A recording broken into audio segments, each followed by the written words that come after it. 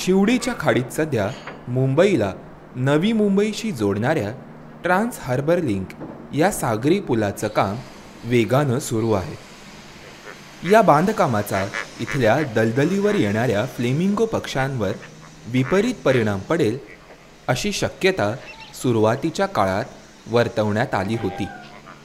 मात्र यंदा चित्र काही वेगळंच दिसलं. बांधकामाच्या गजबजाटातही हजारो फ्लेमिंगो पक्षी या दलदलीवर आढळून आले. त्यांना ना आवाजाची चिंता होती, ना पुलावरून जाणाऱ्या वाहनांची. शिवाय मुंबईत फ्लेमिंगोंची गणना सुरू झाल्यापासून यंदा म्हणजेच 2022 मध्ये त्यांच्या सर्वाधिक संख्येची नोंद देखील झाली आहे. 20 वर्षापूर्वी 1994ला सुमारे 7 ते 8 हजार ग्रेटर फ्लेमिंगो आपल्याला शिवडीला आढळले होते, जी मुंबईतली सगळ्यात मोठी फ्लेमिंगोची संख्या पहिल्यांदी गणली गेलेली मानली जाते.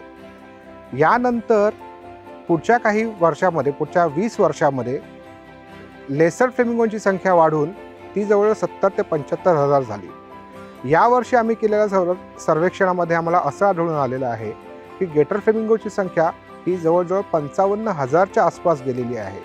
तर गेल्या 20 वर्षांमध्ये बघाल तर 1994ला मोठ्या संख्येने ग्रेटर फ्लेमिंगो, त्यानंतर लेसर फ्लेमिंगोनी ह्या पूर्ण खाडीमध्ये राज्य गाजवलेलं आहे 20 वर्ष, आणि यावर्षी पुन्हा ग्रेटर फ्लेमिंगो हे मोठ्या संख्येने ठाणा खाडीमध्ये आढळून आलेले आहेत.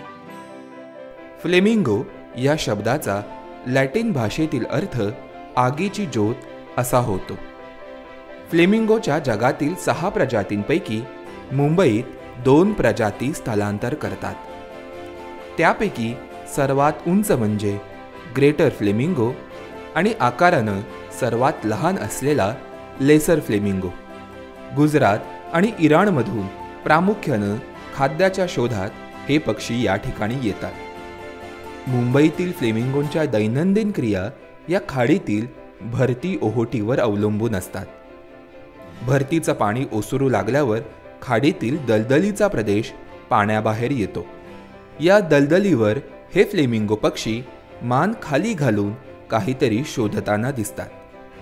ही हालचाल अन्नग्रहण करण्यासाठी होत असते. फ्लेमिंगोच्या दोन्ही प्रजाती या फिल्टर फीडर्स आहेत. आता फिल्टर फीडर्स म्हणजे काय, तर त्यांचं जे अन्न आहे ते चाळून खातात.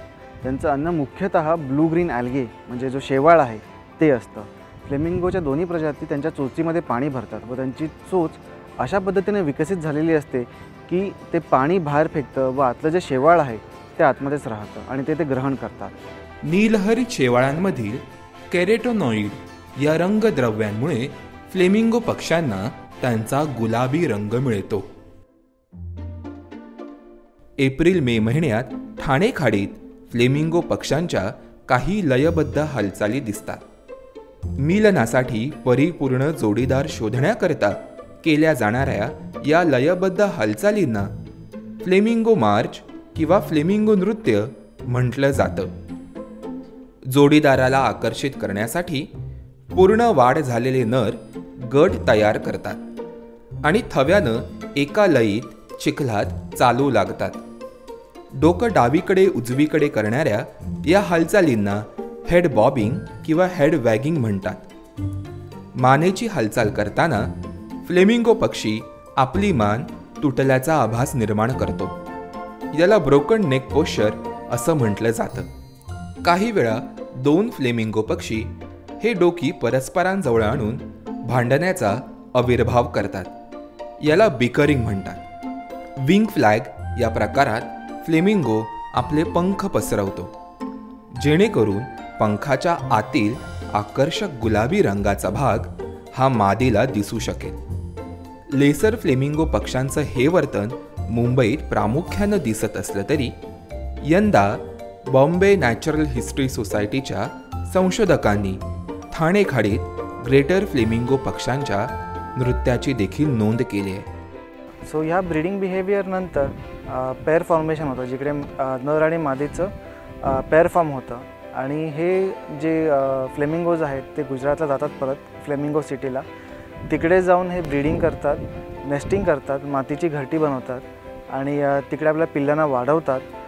साधारण मे टू ऑक्टोबरच्या दरम्यान, आणि एकदा परत हिवाळ्याला सुरुवात झाली की हे पक्षी स्थलांतर करून परत आपल्या इकडे येतात. मुंबईतील फ्लेमिंगोंच्या अधिवासाला मानवनिर्मित कारणांचा धोका आहेच, मात्र खाडीतील नैसर्गिक बदलांचा फटकाही त्यांच्या अधिवासाला बसतोय. फ्लेमिंगोंच्या अधिवासाकरता आवश्यक असणाऱ्या दलदलीच्या जागांवर होणारी कांदळवनांची वारेमाप वाढ ही खरी समस्या आहे.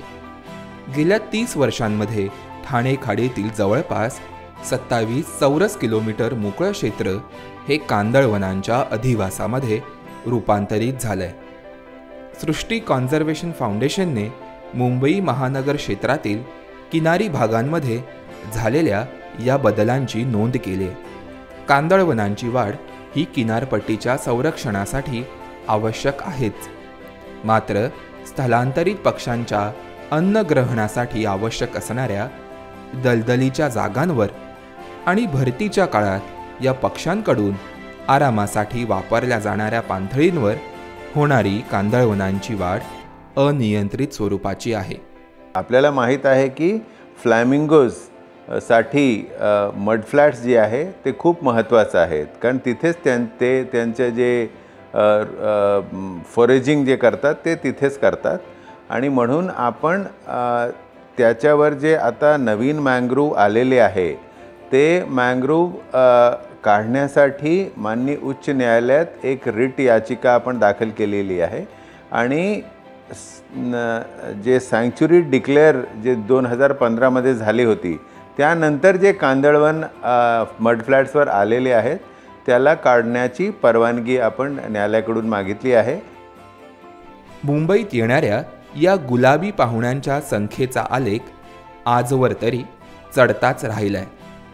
हा आलेख असाच चढता ठेवण्यासाठी आशिया खंडातील सर्वात मोठी खाडी असलेल्या ठाणे खाडीच्या रक्षणाची नितांत गरज निर्माण झाली आहे. हजारो किलोमीटर अंतर कापून मुंबईत येणाऱ्या या फ्लेमिंगो पक्ष्यांचा आता सर्वांगीण दृष्टीने विचार केला जातोय, आणि हीच बाब त्याच्या अधिवासाच्या संवर्धनाच्या दृष्टीनं महत्त्वाची आहे. तुम्हाला आमचा हा व्हिडिओ कसा वाटला आम्हाला नक्की कळवा, आणि आम्ही सुरू केलेल्या वन्यजीव प्रबोधनाच्या चळवळीला पाठिंबा द्या. धन्यवाद.